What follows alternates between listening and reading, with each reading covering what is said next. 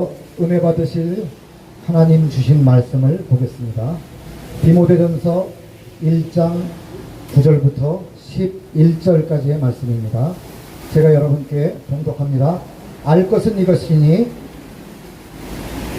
율법은 옳은 사람을 위하여 세운 것이 아니요 불법한 자와 복종하지 아니하는 자와 경건하지 아니한 자와 죄인과 거룩하지 아니한 자와 망령된 자와 아버지를 죽이는 자와 어머니를 죽이는 자와 살인하는 자와 음행하는 자와 남색하는 자와 인신매매를 하는 자와 거짓말하는 자와 거짓 맹세하는 자와 바른 교훈을 거스르는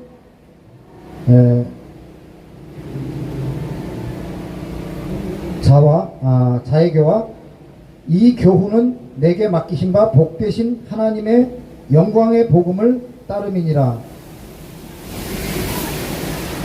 먼저 잠깐 기도하시겠습니다. 사랑의 하나님, 이 작은 자를 단에 세우셨으나 이 작은 자의 모습이 보여지는 것이 아니라 하나님의 말씀이 바로 선포되는 귀한 시간 되게 해 주시옵소서. 하나님께서 이 자리에 함께 계실 줄 믿사옵고 예수 그리스도 이름 받들어 기도 올려옵나이다. 아멘. 제게 설교를 부탁하셔서 다시 이 광화문 광장에 올 수 있게 되어서 감사했습니다. 여러분 앞에 서게 되는 것이 정말 감사한 일입니다. 그래서 어느 말씀으로 함께 은혜를 나눌까 고민하다가 바울 사도께서 가장 사랑하던 아들 같은 디모데에게 주신 말씀을 가지고 여러분 앞에 섰습니다. 방금 봉독한 말씀 가운데 알 것은 이것이니, 아들 디모데가 꼭 알아야 할 말씀, 그것은 무엇인가 하고 지금 말을 시작해 들어가겠습니다.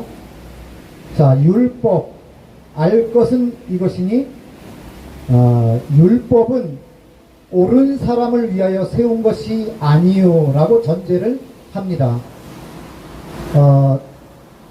우리가 보통 예수 믿는다고 하는 사람들, 하나님을 믿는다고 하는 사람들, 그런 사람들이 옳은 사람이 되려고 하거나 이미 나는 옳은 사람이라고 생각하는 사람들이 대부분일 거예요. 그런데 율법은 옳은 사람을 위하여 세운 것이 아니다라고 단정을 해서 성경에다가 기록을 해놨단 말이에요. 자, 여러분, 율법을 읽고 그리고 그 율법을 따르겠다고 생각하는 사람들, 특별히 여러분들은 옳은 사람이에요, 아니에요? 여러분들은 옳은 사람이 최소한 되려고 하는 마음을 가지고 있는 분들이죠. 그런데 사도 바울은 디모데 전서를 통해서 율법은 옳은 사람을 위하여 세운 것이 아니다라고 단정을 해버려요. 여러분, 율법이 뭐예요? 여기서 말하는 율법은 원어를 보니까 노모스라고 되어 있어서 토라의 영어다. 그래서 토라는 뭐예요? 모세 오경이고 더 넓게 보면 구약성경 전체를 말하는 거예요. 율법은 구약성경 전체를 말하는 건데 그 구약성경 전체가 옳은 사람을 위하여 그 성경을 준 것이 아니라는 거죠. 그러면 누구를 위하여 주었나 라고 이제 전개를 해 나갑니다. 첫 번째, 불법한 자다. 불법한 자. 두 번째, 복종하지 아니하는 자다. 세 번째, 경건하지 아니한 자다. 네 번째, 죄인. 다섯 번째, 거룩하지 아니한 자. 여섯 번째, 망령된 자. 일곱 번째, 황당합니다. 아버지를 죽이는 자. 여덟 번째, 어머니를 죽이는 자. 아홉 번째, 살인하는 자. 자, 디모데전서 1장 9절에서 9가지를 이야기했는데 계속해서 10절로 이어집니다. 음행하는 자, 남색하는 자, 인신매매를 하는 자, 거짓말하는 자, 거짓 맹세하는 자, 바른 교훈을 거스르는 자. 자, 다시 한번 우리 읽어볼까요? 불법한 자. 자, 율법을 준 이유가 바로 이런 사람들을 위해서 주었다는 거예요. 불법한 자. 이 원어를 보니까 아노모스. 위에 율법은 노모스라 그랬죠. 아노모스는 율법이 없다 이런 거예요. 불법한 자. 그래서 해석을 찾아보니까 행악자, 그리고 포악한 자. 자, 포악한 자, 행악자, 악을 행하는 자, 율법이 없이 악을 행하는 사람에게는 그래, 율법을, 그래서 이런 사람들에게 율법을 주었구나라고 생각해 볼 수도 있겠어요. 자, 복종하지 아니하는 자. 원어를 보니까 아니포타 크토스라고 되어 있어서 반역적인 이런 해석이 있어요. 그리고 세 번째, 경건하지 아니한 자. 이 경건하지 아니한 자는 충격스럽게도 신을 믿지 않는 자라는 뜻을 가지고 있어요. 신을 믿지 않는 자. 신을 믿지 않는 자를 위하여 신이 율법을 주셨다. 이해가 되시나요? 신을 믿지 않는 사람에게 신이 율법을 줬는데 그걸 따르겠어요? 말이 안 되는 거죠. 자, 네 번째, 퉁쳐서 죄인. 그래서 그 죄인이라는 걸 또 보니까, 해석을 찾아보니까 무자비한 자, 교만한 자, 어리석은 자, 거짓말하는 자, 이런 사람들을 위하여 율법을 주셨다는 거죠. 거룩하지 아니한 자. 여기도 거룩하지 아니하다는 것은 신앙이 없다는 거예요. 신앙이 없는 자들을 위하여 율법을 주셨다. 구약 성경은 신앙이 없는 사람들을 위하여 준 것이다. 이렇게 해석할 수가 있어요. 자, 여섯 번째, 망령된 자. 이 망령된 자는 세속적인, 세상을 좋아하는 이런 뜻이 되는 거예요. 자, 일곱 번째, 아버지를 죽이는 자. 파트롤로아스. 그래서 아버지를 죽을 때까지 때리는 자예요. 그래서 죽거나 죽기 직전까지 가서 불구가 되거나 결국 아버지로서의 권위를 인정하지 않고 아버지를 짓밟는 사람, 이런 사람을 위하여 율법을 줬다는 거예요. 여덟 번째, 어머니를 죽이는 자. 이 역시도 메트롤로아스 그래가지고 어머니를 죽을 만큼 때리는 자예요. 자식놈이 어머니와 아버지를 죽을 만치 때려서 불구를 만들어 놓고, 이거 사람 놈이라고 볼 수가 없는 거죠. 이런 놈들을 위해서 율법을 주셨다고. 아홉 번째는 살인하는 자예요.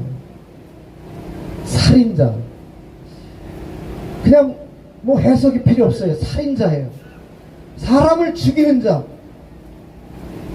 그런 자에게 율법을 주신 겁니다. 요즘에 어떤 사람이 자기 스스로 고백을 했죠. 자기 자식을 자기 스스로 부부싸움 끝에 죽게 했다. 이런 고백을 한 어떤 사람이 있어요. 그런 사람이 바로 율법을 알아야 되고 율법대로 심판을 받아야 될 사람이라는 그런 뜻인 거예요. 자, 이쯤 말씀을 드리고 나서 오늘 설교의 제목을 말씀드리겠습니다. 자, 오늘 설교의 제목은 나는 누구일까요? 아니면 지금 이 말씀의 대상자는 누구일까요? 라는 거예요. 오늘 설교가 끝날 무렵에 여러분에게 질문을 할 겁니다. 그래서 혹시 여러분들 중에 정답을 맞히시는 분이 계시다면 제가 아주 저공매로 농약 한 번도 안 치고 키운 가지, 그리고 고추, 그리고 오이를 여러분들에게 드리겠습니다. 자, 디모데전서 1장 10절을 계속해서 보겠습니다. 음행하는 자는 간음을 하는 사람이다 라고 해석할 수 있는데, 여기에는 깊은 속뜻이 있어요. 부도덕한 목적에 자기 자신이 이용되는 것을 허용하는 자예요. 자, 부도덕한 목적에 자기가 이용되는 것을 허용하는 자, 양심을 파는 사람을 바로 음행한다라고 말하는 거예요. 이게 영적으로 음행하는 거예요. 자, 부도덕한 목적에 자기가 이용되는 것을 자기 의지를 가지고 있는 사람이라면 절대 허용할 수 없어요. 그건 특히 뭐 여자분들에겐 좀 죄송하지만 최소한 남자들은 가오가 있지, 절대 그래서는 안 되는 거잖아요. 그런데 그런 짓을 하는 사람들이 많이 있어요. 여기 몇 분의 유튜버들이 계시지만 다른 곳에 가면 돈도 준다 그래요. 그러면 그들이 뿜어내는 불법한 정보를 사람들에게 퍼뜨리죠. 그건 부도덕한 목적에 자기가 이용되는 것을 허용하는 거예요. 여기 진실된 복음이 전파되고 올바른 정보가 선포되는 것에 사용되는 이 귀한 유튜버들에게 박수 한번 부탁드립니다. 바로 이분들은 바른 교훈을 따르는 분들입니다. 자, 11번째로 남색하는 자. 여러분, 이 남색한다는 것은 남자와 색을 즐긴다는 거예요. 아니, 그럼 여자분들은 괜찮겠네? 근데 실질적으로 이 얘기는 결국 동성애자를 말하는 것이고, 남자가 남자와 더불어 부끄러운 짓을 행하는 자다라고 얘기를 하는데, 더 깊은 뜻으로 들어가면 돈과 하나님을 같이 섬긴다는 거예요. 세상과 하나님을 같이 섬기는 거예요. 이 세상에서도 잘 먹고 잘 살고 떵떵거리고 큰소리치고 천국도 가보겠다 라고 떠드는 어떤 뚱뚱한 인간이 있죠. 자, 그래서 고린도전서 6장 9절에서는 하나님의 나라를 유업으로 받지 못할 자다라고 아예 규명을 해버렸습니다. 12번째는 인신매매를 하는 자. 여기에는 노예 상인, 고대의 노예 상인을 의미한다고 하는데, 이 얘기도 사도행전 9장 1절 이하에서 보면 하나님을 믿는 이들을 끼워서 채워가는 자로서 거짓 교훈으로 신자들을 하나님 앞에서 끌어내어 그들에게서 그리스도 안의 자유를 약탈하는 자들. 그러니까 이만이나 유병원이나 우리가 공식적으로 알려진 그 이단이라는 사람들이 산을 옮긴다든지 세월호 같은 배를 자기들의 이익을 위해서 그 평형수를 다 빼버리고 거기다가 철근을 잔뜩 싣고 아이들을 잔뜩 태워서 바다에 가서 23살짜리가 견습생 항해사가 운전하게 하고 월급 다 줄이려고, 그러니까 돈이 좋아서 돈에 정신이 나간 그런 사람, 또 그런 사람이 그 돈으로 사람들을 꿰어내서 올바른 교회의 성도들과 올바른 교회의 얕은 낮은 재정 상태를 이제 살살 꼬드겨서 교회를 넘겨받는 그런 못된 짓을 하는 것을 결국 뭐다? 인신매매를 하는 자들이라는 거예요. 요즘에 다시 얘기하지만 어떤 뚱뚱한 남자가 계속 나와서 거짓말을 하면서 큰소리 치면서 사람들을 꼬드깁니다. 애국해야 된다고, 애국해야 된다고. 하나님을 믿는 사람들은 애국을 해야 된다, 이렇게 말을 해요. 우리들의 애국, 그것은 하나님의 나라를 위하여 주님의 복음을 전파하는 것이, 그것이 진정한 애국인 것이지, 눈에 보이고 만져지는 이 나라를, 이 대한민국을 위하여 애국이라는 이름으로 복음을 훼손하는 것은 잘못된 것이다, 이렇게 말씀을 드릴 수가 있습니다. 인신매매를 하는 자가 누군가 감이 왔을 거예요. 자, 13번째는 거짓말하는 자. 거짓말쟁이다, 뭐 단순하게 이렇게 말할 수 있겠지만, 자, 가장 진실하신 분은 누구예요? 하나님이세요. 인간으로서 오셔서 가장 진실하신 분은 누구예요? 예수님이세요. 또 가장 진실하신 분은 우리를 이 세상에 살고 있지만 하늘나라를 바라보게 하시고 우리의 인생을 이끌어 가시는 성령님이세요. 성삼위 일체 외에 더 진실한 분이 어디 있습니까? 그런데 거짓말하는 자는 바로 이 성삼위 일체 하나님을 거부하고 그 맞은편에 서서 대적하고 있는 자를 거짓말쟁이다, 이렇게 말하는 것입니다. 성경을 봐도 아니고 목사님 설교를 봐도 아니고 자기가 옳다, 이렇게 말하는 자는 거짓말쟁이인 거예요. 그는 조금 뒤에 말하겠습니다. 거짓 맹세하는 자가 있어요. 심판대에서 위증하는 자다, 이렇게 말할 수 있어요. 이 심판대에서 위증하는 자라는 것은 결국 사람들 많은 곳에서 이제 내가 이렇게 좋은 일 했어요, 많은 일 했어요 라고 애국했어요, 또 내가 이렇게 대통령을 바꿔놨어요, 이렇게 말하는 것이, 이게 거짓 맹세하는 것과 똑같은 거예요. 왜? 사람들이 그걸 믿거든요. 그 사람들이 믿으면 그 믿어진 곳에서 그 사람을 대단한 사람인 줄 알고 그 사람에게 돈을 내고 그 사람의 회합에 참여해서 사실은 범죄하는데, 하나님 앞에 범죄하는데 일조를 하게 만들려는 거예요. 그래서 거짓 맹세한다는 것은 결국 사람들을 아주 끝으로 몰아넣는 그런 일에 해당하는 거예요. 놀랍게도 원어를 보니까 에피오르코스라고 해서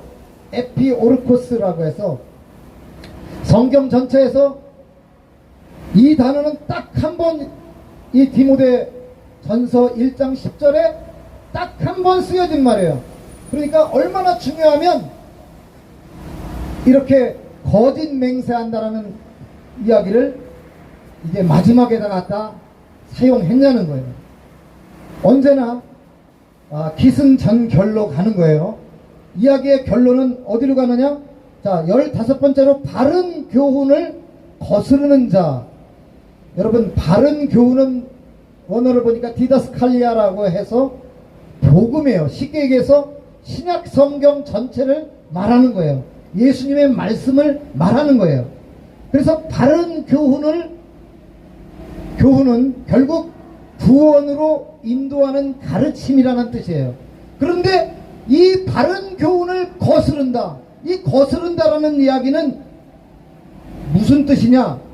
복음을 대적한다. 그것은 곧 사탄이 하는 행동을 한다 라는 거예요. 그래서 갈라디아 5장 17절에 보니까 육체의 소욕을 따르는 자다 라고 되어 있어요. 육체의 소욕을 따르는 자. 자, 우리가 지금 15가지의 디모데전서 1장 9절에서 11절까지 나오는 중에 15가지의 율법을 주신, 율법을 받아야만 하는 사람들에 대해서 열거를 해봤어요. 그러면 지금 여러분에게 질문을 합니다. 이 율법을 꼭 받아야 되는 사람으로서 바울 사도께서 지명한 사람은 누구일까요? 맞추시는 분 지금 손 들고 말씀해 주시기 바랍니다. 아무도 답을 안 하세요? 그것인가요? 말씀하시는데 저만 못 듣는 건가요? 여러분, 혹시 여러분 마음속에 전 머시갱이라고 생각이 되셔도 그렇게 말하지 마십시오. 이 말씀은 곧 바울 사도께서 11절 이하로 쭉 내려가면서 답을 말하고 있습니다. 디모데전서 1장 11절을 제가 읽겠습니다. 이 교훈은 내게 맡기신 바 복되신 하나님의 영광의 복음을 따름이니라. 자, 여기서 말하는 이 교훈은 바로 앞서 이야기했던 율법을 말하는 거고요. 뒤에 바른 교훈은 바로 뒷부분에 나오는 하나님의 영광의 복음이라고 해석을 할 수가 있어요. 그래서 바울 사도는 바로 구약 성경만 믿고 있고 구약 성경만 따르고 있었던 자기 자신이 바로 율법 안에서 그 심판을 받을 수밖에 없는 짐승 같은 놈이었다라고 자기 자신을 회개하며 말하고 있는 것입니다. 여러분, 복음은요, 바른 교훈이라는 이름으로 바울 사도께서 구분해서 말씀을 하고 있어요. 바른 교훈과 교훈이 조금 다른 거예요. 왜 그렇다고요? 바울 사도께서 예수님을 만나고 나서 보니까 자기가 그렇게 잘 알고 있던 구약 성경, 달달달 외우고 있던 그 구약 성경이 바로 짐승 같은 놈을 사람 비슷하게 끌어다 놓기 위해 너 이거 하면 안 돼, 너 이거 하면 안 돼, 넌 이건 꼭 해야 돼, 너 이거 하면 안 돼, 이건 꼭 해야 돼, 하나하나 꼬치꼬치 데려다가 세워놓은 게 바로 율법인 거예요. 그런데 예수님을 만난 사람들은요, 어떤 사람이 되는가 보세요. 우리 같이 디모데전서 1장 12절부터 조금 읽어보겠습니다.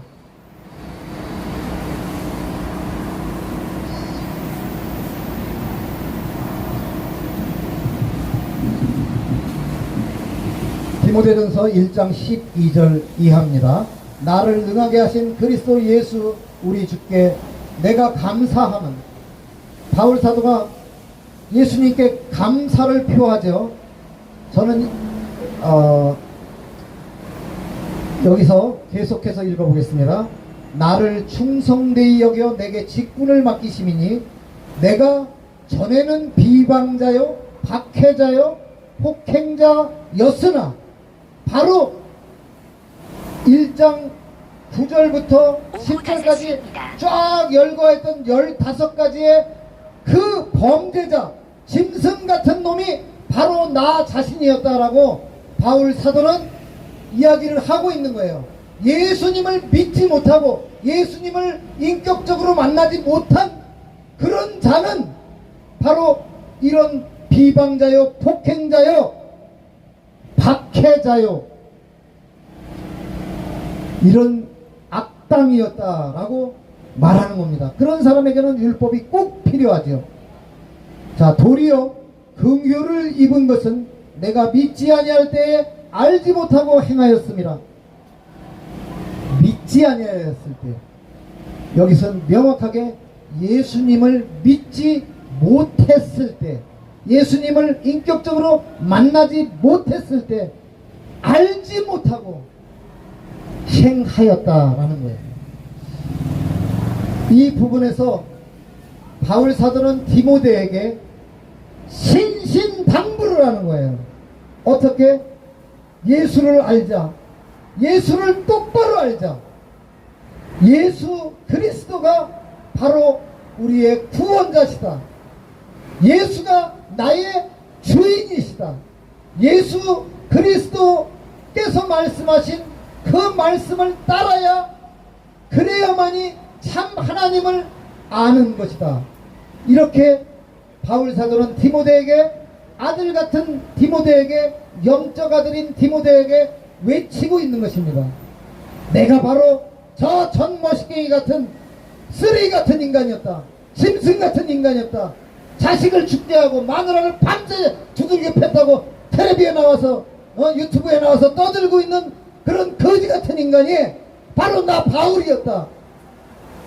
그런데 예수를 만나고 나서 보니까 내가 얼마나 나쁜 놈이었는지, 내가 얼마나 쓸모없는 인간이었는지 알게 되었다. 그래서 예수를 똑바로 알자. 예수를 똑바로 알자. 이렇게 바울 사도는 디모데에게 목청을 높여서 외치고 있는 겁니다. 그러면 예수를 어떻게 알 수가 있어요? 예수를 어떻게 똑바로 알 수가 있습니까? 기도하면 됩니까?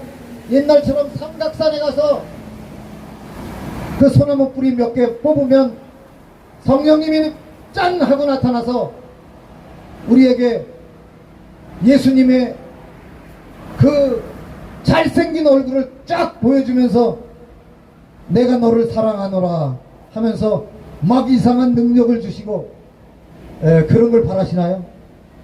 자, 예수님께서 요한복음 6장 63절에 살리는 것은 영이니 육은 무익하니라. 여기서 말하는 영은 사실 신약 성경을 의미해요. 그리고 살리는 것은 무익한 육은 바로 구약 성경을 이 육의 단계에 있는 사람들을 올바로 가르치기 위해 주신 그 율법을 의미하는 거예요. 이제는 예수를 만난 사람들은 예수님이 해석해 놓은 사복음서를 통해 해석한 그 눈으로 바로 구약 성경을 봐야 되는 거예요. 마호멧이 해석해 준 구약 성경대로 보면 그건 이슬람교가 되는 거고, 저 여호와의 증인처럼 구약 성경을 보게 되면 그건 이단이 되는 거예요. 이제 엉뚱한 놈들, 저 북한 김일성 같은 자들의 그들의 해석으로 성경을 보게 되면 그건 공산주의가 되는 거예요. 그러면 예수 그리스도께서 신약 성경 사복음서를 통해 말씀해 놓은 그 말씀들이 진실이고, 구약 성경에 있는 그 내용을 예수님은 변개해서 말했느냐? 아니에요. 1.1획도 변개하지 않고 구약 성경을 올바로 해석해 놓은 것이 바로 사복음서이고, 그래도 예수님의 말씀을 아무리 봐도, 사복음서를 보고도 이해가 안 되는 사람들은 바로 사도 바울께서 정말 목에 피가 터지는 그 심정으로 외치고 있는 바울 서신서를 읽어야 되는 거예요.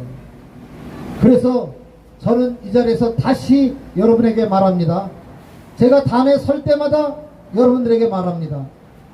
바울 사도께서 자기 아들 같은 디도와 또 자기가 정말 사랑하는 에베소 교회, 또 디모데, 이런 사람들에게 이야기해 주던 바로 에베소서, 디모데 전후서, 디도서, 고린도 전후서, 이렇게 갈라디아서, 자기가 정말 사랑하는 사람한테 꼭 잊지 말고 예수님을 바로 알기 위해서, 그래야 생명을, 내 영적 생명을 살릴 수 있기 때문에 그렇게 피가 터지는 심정으로 적어놓은 그 서신서를 먼저 읽고 사복음서를 읽고 이렇게 10번쯤 읽은 뒤에 구약 성경을 다시 한번 쭉 읽어보면 아하, 성령님께서 하나하나 다 이때에 왜 하나님께서는 이 이스라엘 백성들에게 이런 말씀을 하셨는지를 계속해서 알려주시는 거예요. 요한복음 6장 63절에 살리는 것은 영이니 육은 무익하니라. 내가 너희에게 이른 말이 영이요 생명이니라. 영이요 생명이니라. 내가 너희에게 이른 말이 영이요 생명이니라.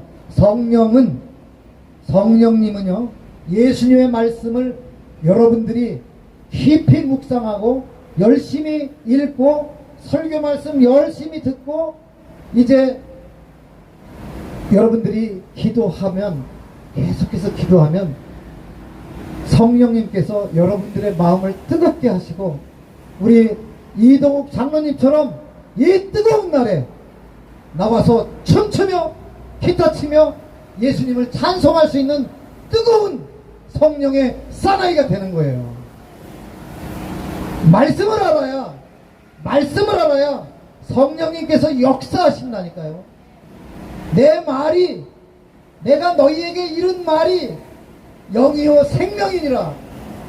만일 산각산에 가서 또 어디 가서 소리 지르며 기도하는 것만이 능사라면 저는 15살 6살 때부터 저 청계산 꼭대기 올라가서 엄청 기도했거든요. 아무리 기도해도 하나님이 저한테 그 뜨거운 성령 안 부어주시더라고요. 그런데 성경을 한 30독 하고 나니까 그때부터는요 목숨 내놓고 돌아다니면서 어느 것이 옳고 어느 것이 그르며 어느 것이 생명을 살리는 것이고 어느 것이 생명을 죽이는 것인지 그것에 대해서 저는 목숨 내놓고 외치고 다니고 있어요. 지금 여러분 앞에 있는 우리 정창옥 신발 열사, 문재인 씨한테 신발을 던질 때 사실 그 옆에 있는 경호원들이 다 기관단총을 가지고 있었어요. 뭐가 휙 날라올 때 그 사람들이 드르륵 하고 총을 쏠 수도 있는 상황이었어요. 그런데 거기서 신발을 던지고 당신은 가짜 인권 변호사다라고 외쳤죠. 왜? 탈북 여성들이 중국에 수십만이 지금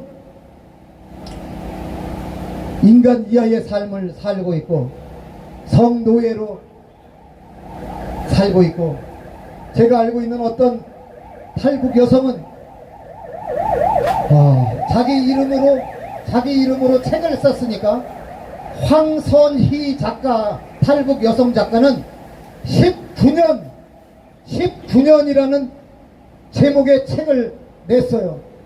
그 사람은 북한 땅에서 정말 돈을 몇 푼이라도 벌어서 살아보려고 중국 땅으로 넘어왔다가 거기서 인신매매가 돼서 저 중국 깊은 산골에 들어가 온 마을 사람들의 성적 욕구의 배설 대상이 된 채 발에다가 쇠사슬을 메고 19년을 살았어요.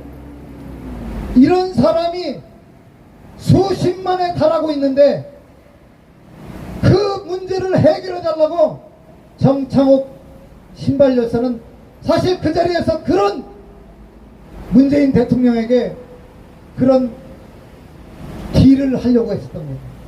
대한민국 정부가 도대체 뭐 하는 거냐. 북한 이탈 주민지원법에는 북한을 나와 있는 제3국에 나와 있는 사람들도 대한민국은 지원하여야만 한다, 보호하여야만 한다라고 법 규정에 있어요. 그러니까 대한민국 정부는 일을 해 주십시오라고 우리 정창 여사는 외쳤던 거예요. 그런데 쓱 보고는 차문을 열고 쑥 들어가 버렸어요. 그러자 정창 여사는 그 자리에서 이 가짜 인권 변호사, 자유 대한민국을 당장 떠나라 이렇게 외쳤었던 거죠. 이 나라의 대통령이 아니라 이 나라의 평범한 국민도 될 자격이 없는 자가 대통령이라는 역할을 맡고 있는 것에 대해서 정말 겁없이 선포를 했던 거예요. 그 일을 통해서 이 정창국의 신발 밑바닥만도 못한 문재인 같은 놈이 돼버린 거죠. 신발의 의미는 정말 너는 지저분한 인간이다, 너는 수준 이하의 인간이다, 이렇게 얘기를 한 건데, 놀랍게도 바울 사도는 자기가 율법을 따르고 율법에만 매여 있었던 그 시기에 바로 행악자요 비방자요 자기가 바로 그렇게 더럽고 쓰레기 같고 신발 밑바닥만도 못한 자였다고 그렇게 고백을 하고 있는 겁니다. 여러분, 예수를 모르면, 예수를 믿지 못하시면 바로 바울 사도의 이 고백처럼 최하위의 짐승 같은 자들인 겁니다. 예수를 알아야 돼요. 요한복음 12장 21절에 보니까 여러분, 예수님이 갈릴리에서 사마리아를 거쳐서 이제 예루살렘으로 올라오죠. 사역을 하면서 올라오십니다. 그런데 곳곳에서 많은 기적을 발하고 있어요.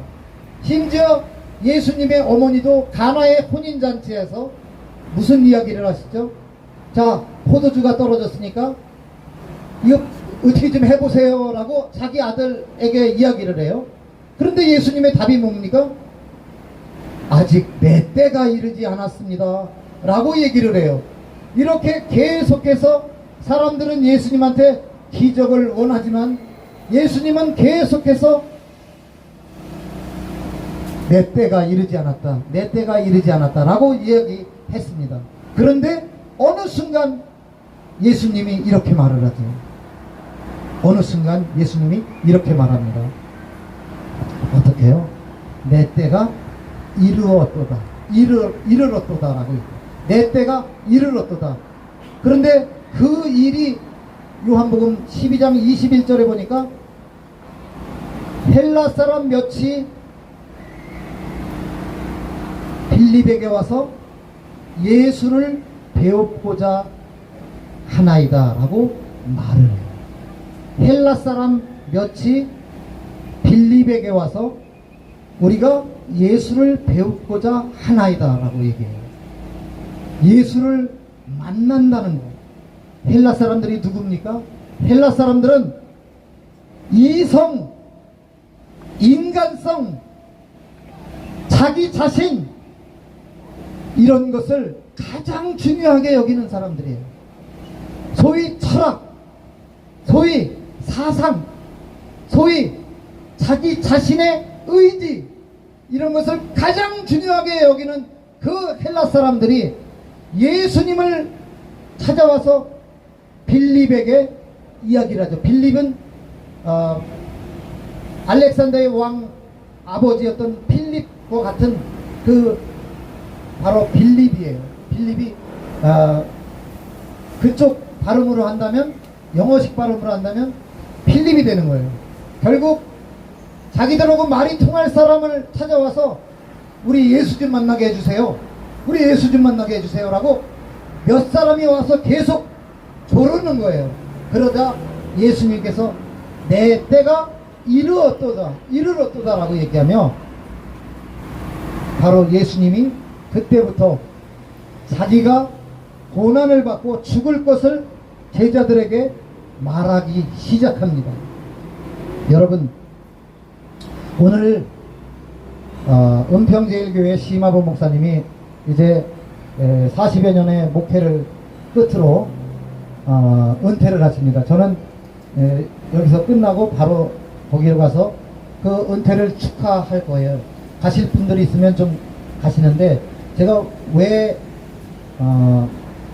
사실 저는 그 전 누구 씨를 되게 좋아해서 그 사람들이 모이는 모든 행사에 다 참여했고, 가끔 단상에 서서 이렇게 말씀도 전하기도 했어요. 그런데 어느 순간 시명식 목사, 시마보 목사님, 전 머시갱이, 저 이렇게 4명이 앉아가지고 3시간 동안 토론을 한 적이 있어요. 그 자리에서 시마보 목사님을 엄청나게 몰아세우던 전 씨가 설득을 당했어요. 그래서 아니 정말이요? 아 그러면 나한테 이런 말 해던 놈들은 쓰레기 같은 놈들이네. 그거 막 욕을 하더라고요. 그러면서 아 형님이 그렇다면 지금 나하고 가서 방송에 나가서 형님이 나를 지지하고 있는 거를 증명 좀 해줘요. 제 바로 맞은편에 전 씨가 앉아 있었으니까 나는 너무나 명확하죠. 시명식 목사랑 저랑 둘이 앉고 시마보 전 씨랑 이렇게 같이 앉아서 넷이서 엄청나게 토론을 해놓고 결론은 제가 미안합니다 형님 하던 그자가 어느 날부터 그렇게 죽도록 욕을 하더라고요. 저게 미쳤나? 아니 저는 사실은 잘 몰랐어요. 저는 그때 시마보 목사님이 제게 전화를 하셔서 성 목사 아니 그 자리에서 다 봤잖아. 내가 설명했고 나는 자기도 다 인정해놓고 왜 저 사람 저러지? 그래서 제가 아니 전 아직 자세히 못 봤어요. 한번 볼게요. 그리고 나서 그 영상들을 보니까 이거 완전히 미친놈인 거예요. 세상에 한 입으로 어떻게 저런. 그래서 저는 야 저거 입이 아니라 똥구멍인가? 이 정도로 말도 안 되는 강아지들이나 하는 개조하네요. 개만도 못한 강아지들이나 하는 그런 말을 입으로 내뱉고 있더라고. 그래서 아유 안 되겠습니다 목사님 이 정도면 고소해야 되겠습니다. 그러면서 제가 고소장을 써드릴 테니까 고소하세요. 그랬더니 시마보 목사님 뭐라 그랬는지 아세요? 제가 그 말씀을 듣고 그 순간부터 이 양반은 정말 말씀에 맞춰서 인생을 살아보려고 발버둥을 치는구나. 이 양반이야말로 정말 삶의 예배를 드리는 사람이구나. 정말 진실된 예배자로구나 라고 생각을 한 거예요. 저 사실 뭐 총회장 목사님들 많이 알잖아요. 또 막 목사 된 사람부터 장로 된 분들하고 제 아버지도 장로님이시고 제 동생도 목사고 사촌 형들도 뭐 성도가 3,000명 5,000명 되는 교회 담임 목사님들이세요. 뭐 이야기하면 여러분에게 이야기하면 알만한 사람들이 이종사촌 친사촌 해서 다 여러 사람들이 목사님들이 있어요. 그런데 우리끼리 모이면 솔직히 존경합니다 형님 안 해요. 왜냐면 답답하거든요. 왜? 우리 교회 우선주의, 자기 교단 우선주의, 자기만 올바른 설교한다고 생각하고 있어요. 그런데 시마보 목사님을 딱 요 말씀, 제가 지금부터 하는 말씀을 딱 듣고 나서 제가 시마보 목사님을 존경하게 됐어요. 그리고 제가 마음속으로 정말 나에게 가르침을 주는 훌륭한 목사님이구나 하고 정광훈 따르던 제가 시마보 따르는 사람으로 싹 바뀌어버린 거예요. 제가 저 코로나19 이제 그 분향소 앞에서 정광훈 목사님 당신의 양심은 얼마짜리입니까? 하고 1탄, 2탄 기자회견을 했었죠. 그리고 제 유튜브는 깨져버렸어요.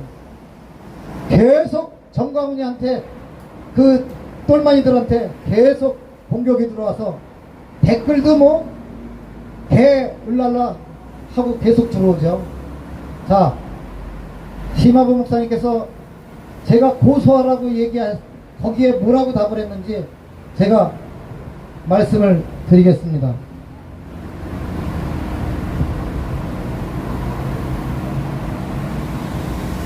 (2020년 8월 13일부터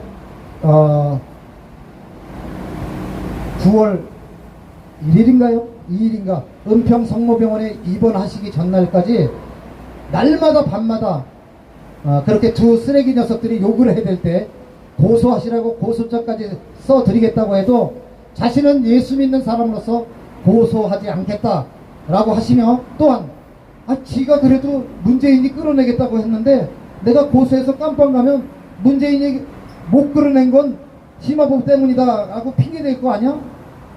나한텐 진짜 나쁘게 했어도 문재인이 끌어낸다고 정말 악한 정권 바꿔내는데 아주 좁쌀만큼이라도 역할을 한다면 내가 욕을 먹고 말아야지, 이렇게 말을 하더라고요. 누가 어른이에요? 누가 선생입니까? 누가 목사입니까? 저는 자기가 차라리 욕을 먹는 것이 우리 사회를 위해서 유익하다, 이렇게 말씀을 하시는데, 진짜 한쪽에서는 거품을 물고 욕을 해대고, 왜 그러는지도 정말 알 수 없을 만큼 그런 소리를 해대는데도 거기서 믿음을 보이시더라고요. 전 눈물이 날 뻔했어요. 기다리고 참 우리 사회가 변화되는 데에 내가 욕을 먹는 게 도움이 된다면 욕을 먹고 말겠다라고 말씀하신 그분께 저는 박수를 보냅니다. 그리고 예수님의 말씀을 바른 교훈으로 받아들이고, 옛날에 그 행악자였던, 그리고 인신매매하던 자였던 바울 사도, 그의 회개의 고백이 제 가슴을 때립니다. 정말 바른 설교하고 정말 바른 복음을 전하는 목회자로 또 살아야 되겠다고 제 무릎을 꿇게 되는 이 말씀에 여러분들도 동의하시며 아멘 하시고 함께 기도하시겠습니다. 여러분, 우리 다같이 통성으로 기도하겠습니다. 지금 중국 땅에 2600여 명의 탈북인들이 지금 중국 공안에 구속되어 있습니다. 머지않은 시간에 곧 북한 땅으로 송환시키는 것이 중국 정부의 그 계획이라고 합니다. 정말 중국 정부가, 또 우리 대한민국 정부가 그들을 못 본 채 하지 않았으면 좋겠어요. 그들을 중에는 돌아가면 죽을 수도 있고, 돌아가면 엄청난 고문을 받고 불구가 될 사람들도 있습니다. 그들을 구원해 달라고, 그들을 우리 자유 대한민국으로 보내주셔서 그들에게도 자유의, 그리고 복음을 맛볼 수 있는 기회를 허락해 달라고 우리 같이 기도하시겠습니다.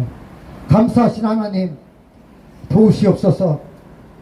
이 광화문 광장에서의 기도를 응답하시는 하나님, 이 뜨거운 여름날에도 폭우와 같은 소낙비를 허락하시는 우리 하나님, 우리 하나님께서는 저희들의 마음에 이 뜨거운 기도를 열어주실 줄 믿습니다. 이 기도가 하나님의 마음과 교통하여 하나님께서 이렇게 기도하는 이 사랑의 마음을 가지고 있는 우리 성도들의 기도를 응답하셔서 우리 하나님, 정말 하나님의 도우심으로 2600명들의 그 귀한 생명들이 자유를 얻는 기적을 허락하여 주시옵소서. 전 세계에 정말 하나님이 살아계시구나, 하나님께서 일하셨구나, 하나님이 도우시고 계시구나, 이 시간도 하나님께서 내 귀에 들린 대로 행하시리라 하셨던 그 하나님을 찬양하며, 하나님이 우리와 함께 계심을 기뻐 찬양하며 우리가 모두 신나게 행복하게 그리고 감사하게 이 세상을 살아갈 수 있도록 우리 하나님, 저희들의 기도를 들어주시옵소서. 중국 공안들의 그야말로 긍휼을 하나님 허락하셔서 그들이 지옥 가는 죄를 범하지 않을 수 있도록 아버지, 2600명들의 그 귀한 생명들을 이 자유대안으로 보내줄 수 있는 시진핑 정부가 되게 해 주시옵소서. 이 나라의 외교부는 진정 그들 앞에 외교적 수완을 벌여서 그 포로된 자들을 돌아오게 되는 역사를 허락하여 주옵소서. 그 포로된 자에게 자유를 허락하여 주옵소서. 이 광장에서의 이승만의 기도를 들으시고 서대필의 기도를 들으신 우리 하나님, 광장에서의 아버지 우리 이동욱 장로와 애국 이 귀한 영적 청년들의 기도를 들으셔서 아버지 하나님, 북한 그 공산 지하를 벗어나 이제 중국 땅에서 괴로움을 받고 있는 많은 탈북인들이, 특별히 여성들이 자유를 찾아 진정 하나님을 찬양하며 하나님께 감사하며 하나님 앞에 춤추며 살 수 있는 그 자유로운 삶을 허락하여 주옵소서. 아버지 함께 해주시옵소서. 그 험악한 자들, 푸틴과 러시아의 공격을 받고 있는 저 우크라이나의 많은 약자들을 우리 하나님 구하여 주시옵소서. 그들의 기도를 우리 하나님 받아주시옵소서. 강자라고 말하며 스스로 높아지고자 하는 자들을 우리 하나님 긁어주셔서 하나님의 살아계심을 우리 하나님 보여주시옵소서. 우리 주님의 일하심, 우리 주님의 함께하심이 저희들의 소원입니다. 하나님 우리들에게 이 한여름의 얼음 냉수와 같은 그 신선함을 우리 하나님 하나님의 일하심으로 저희로 체험케 하여 주옵소서. 저희로 기도하게 하셨사오니 또한 응답하시고 일하시는 하나님인 것을 믿사오고 예수 그리스도 이름 받들어 기도 올리옵나이다. 아멘. 아멘.